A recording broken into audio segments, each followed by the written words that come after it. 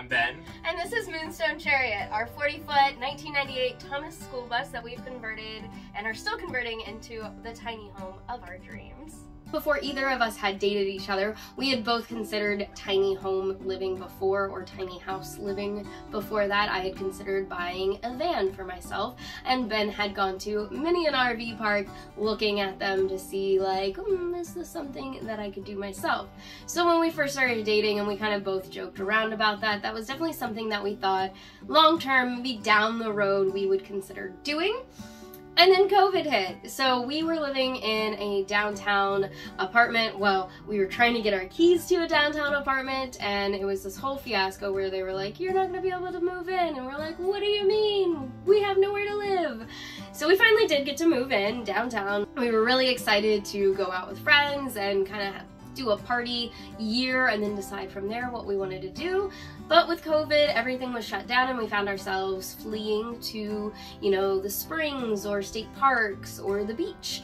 And we really realized that city life wasn't it, you know, especially we were paying $1,400 in rent, just rent each month. It was ridiculous. So we jokingly started looking and putting it out into the universe that we were looking for a 40-foot school bus. We wanted a flat nose. We just really liked how that looked. Originally, we wanted a pusher. We found Mooney and she was a puller, and actually we're so grateful for that because we love having the back door in the back. But we were on Facebook Marketplace, we found Mooney, and the guy was asking way too much at the time, so we didn't even consider going to look at her. But I guess no one was coming to look at it or biting at all, so he brought the price down, and we're like, well, we can go look at it. Ben's actually was homeschooled growing up, so he had never set foot on a school bus until he set foot in Mooney, and then 5 minutes later he was test driving it around this guy's neighborhood. And we fell in love. We absolutely fell in love. We checked her over as much as we could. We probably could have done a better job or done a little bit more research on like making sure we checked everything, as when we did decide to buy her, we drove her up about 4-hour drive to get her back to her conversion home, and we broke down like 6 or 7 times, one of which we had to get a hotel for the night because we were like, it's just not working tonight. Hopefully tomorrow is better. And that's how we found Mooney and how she became our tiny home. So Mooney's a 1998 40-foot flat-nosed Thomas school bus. She's actually about 7.5 feet on the inside, and she's a high bus, so she's 78 inches tall before we added our flooring in. Her engine is a Cat 3126 with an Allison transmission, and she's actually a puller, not a pusher, so her engine's up front next to the driver's seat. We're hoping after we build our entire dash out that we're actually going to build a little table over the engine too, so that way it helps with noise reduction, and then I'll add some cool cup holders in for myself. We actually ripped out Mooney's original driver's seat, and the driver's seat, passenger seat that you see now are from a 1988 Dodge conversion van that we found at the junkyard. We were able to take those seats out and install them right in Mooney. So ending up with a 40-foot bus, I decided to keep my drum set. I've always had a drum set in our apartments and everything. I ended up having to downsize a little bit. I got a little bit of a smaller kit, but if it's perfect right here, and honestly at this point I think we're just known as the bus with the drum set in it, because it's a very rare thing. You don't see it too often, but I was able to bring all my guitars and everything else with me, so that made me super happy that we just had the bonus space for that. Moving into the living room area, luckily where my chair is placed for my co-captain's chair, we can swivel it frontwards and sideways for that to be another seat in the living room area. We kept our couch from our apartment. It's just like a futon from Target. Eventually we want to build a platform underneath it that can also slide out so that it can be an actual bed. We may get rid of the futon at that point, but it is super nice, and there's storage underneath it already. We just kind of slide things under that. We also have this bookshelf, which I feel like is a staple piece of our build of our bus. This bookshelf Ben actually made for me way before we moved into the bus, or even considered moving into the bus. It was in our last apartment, and it's just really cool that Ben made this, and obviously with the moon being a part of it, really fits well with Mooney. We are still figuring out how to keep it where everything can stay on the shelf safely in transit. So that's why it's not really filled with a lot of our tchotchkes and like little things, but it's pretty great. Eventually we might have our projector come down right here so that it's directly across from the couch as well. Moving along the bus here, we're moving into the kitchen area. We do have two little bits of white space, if you will. Right now that's where we keep our tower fan, which is great, amazing. One of Ben's guitars and some of our extra food storage right now. This will eventually be a flip-up desk, which is pretty cool, so that we can work here, and it will totally be big enough for the two of us to sit at. And then on this side we'll have space for some of my yoga props, as well as I am a yoga teacher. We are also installing a yoga aerial hammock right here that'll go side to side, giving me plenty of space to go forward and backwards along this beautiful 40-foot bus. So I'm really, really excited about all of that. We just need to install the hooks and the carabiners and everything. And then we make our way to the kitchen. Now we have to really open floor plan. A lot of people say that we have a lot of space in our bus, and it's mostly because of how we use the space. We have basically a just giant long hallway, and we wanted to make sure that our kitchen stayed pretty open. We like to cook together, so we wanted to kind of have it on dual on both sides with plenty of space to walk by each other. So let's start on this side. We've got our 12-volt igniter gray stone stove. It's got 3 burners. This little glass piece pops up. It's got 3 burners. We have a griddle on top of it right now. And basically it is propane fuel, so you turn it on and then the igniter is hooked up to our 12-volt. Same thing with the oven itself. Super great. Made lots of good yummy food with that. Alongside with that we have our 12-volt fridge. So this is a 10.1 cubic feet fridge from Everchill. Both of these we got from Rec Pro. Highly recommend Rec Pro. We love Rec Pro. And yeah, we just having a 12-volt fridge is a game changer. At least it has been for us because of the solar situation that we're working with. We only have 1 battery currently. 3 are on their way. But having a 12-volt fridge has made it where we never have to worry about it being out of power or not being able to keep our food cool. And then on this side we have our kitchenette. So it's not finished, as you can see. It's not completely done. My brother is a woodworker, so he's helped us out quite a lot with getting some really fine edges and some really pretty edges. When you build out a bus, you find out really quickly that there's no real straight lines in the bus at all, fueled by some Starbucks, obviously. And right now we have our countertop already in place. We are going to seal this, paint this, and then probably wrap it in something to keep it more protected away from the water. We've got this giant, beautiful farmhouse sink that we got from IKEA, along with our amazing faucet. We are not hooked up completely yet to our plumbing, but that is our next big project in the bus. And as we don't have our cabinets all done yet, we have some clean dishes in the sink. That is the one kind of funny, ironic toss and turn, is that our clean dishes go in the sink as of right now as we're storing them. And then we've got some candles. I love candles and had to bring some candles into the bus. And then my struggling little fiddle leaf fig in the back. I'm acclimating him to bus life. And then another moon, because can't have enough moons in Mooney. We get a lot of questions about our skylight as well. We actually built it ourselves. It was our original emergency hatch. We ripped that out super easy. It was definitely very old, and then built this out of 2x4s and plexiglass that we got from Home Depot. So underneath our sink is where I'm keeping most of our water supplies and things. We've got our 12-volt heater that is vented out through the side of the bus.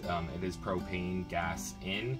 And then we've also got our 12-volt pump, all our filters and tubes and everything. Our fresh water tank is actually in front of this. Our gray water tank is actually behind it in the bathroom. That way everything in the bathroom can drain straight out. And this is really the only sink that kind of needs to drain in a direction. Okay, so then coming to the other side in our pantry, which I'm going to show in a minute, directly to the right of our fridge is all of my electrical components. The batteries themselves are actually on the other side of the fridge, stored underneath the stove. But we've got 6 100-watt solar panels on the roof coming into our Renogy charger box, which is going into our inverter. That way we have our 12 volt and our 110. We don't run too much off 110, it's mostly just our AC and our outlets at the moment. And then I've got my built switch here, so that way I can switch between the inverter and the shore power. Where we're currently parked, most of the time we're just on shore power, which is super convenient because then we can run everything non-stop. I was no electrician, but you learn a lot of things fast. We actually have a 3-way switch for all the 12 volt lights in the ceiling, and trying to figure out all the gauge size wires and everything definitely takes a minute, but if you do your research, it is definitely possible. And I think the absolute best part about this is, since that I hooked it all up, since I know exactly what I did for everything, if we ever have any sort of power outage or something happens, I know exactly where to look to first to figure out what's wrong. So coming down our big hallway here, on the passenger side of the bus, we have our pantry slash closet. We've got lots of different shelves. On the closet, I actually bought this steel pipe from Home Depot and was able to make a really quick and sturdy rack for all our hanging clothes. We're hoping eventually to do some sort of double door, barn door here, so that way we can open our closet, we can open our pantry, slide it back and forth, and then keep everything contained while we're driving. Other side of the bus, we've got our bathroom. We have not put this last wall in here yet, but we've got our 3-foot shower pan. Showers are very important to Brandy, so we made sure that we had enough space for that. And then we've got our awesome separate toilet, which I highly recommend. It has been great. We splurged a little bit on the toilet, but it just kind of put our minds at ease that everything is just set up so simply and so nice for us. And then we've got our sink over here. We're gonna end up mounting that mirror eventually, make it a little bit more homey once we paint and everything. So then we get back to the bedroom, the back of the whole bus. We did have a handicap bus, so this was basically all of the space where the handicap rails were. We have Heath's tree so he can get in and out of bed whenever he likes. And then I'm short, so I have to climb up here. But we get up here and we have a queen size purple mattress that we had before we moved out of our apartment, and we were definitely not getting rid of that because we just absolutely love it. So we made sure that our mattress area was a queen size bed. I actually built the bed frame. It was a very big test to my building skills, and the funniest thing about building a bed like this, because we wanted to make sure that we had enough storage underneath, is figuring out how high we could build it. Luckily I'm 5'0" and Ben is 5'10", so we do have a lot of room to play here. And then, like I said, underneath we have so much storage. So we have everything from big Christmas or decoration bins under there with some of our old clothes or some of our winter clothes, as well as our suitcases are under there. My blow-up paddleboard is under there, my grandfather's trunk, and some of Ben's other musician stuff. And then we have, like I said, the bed.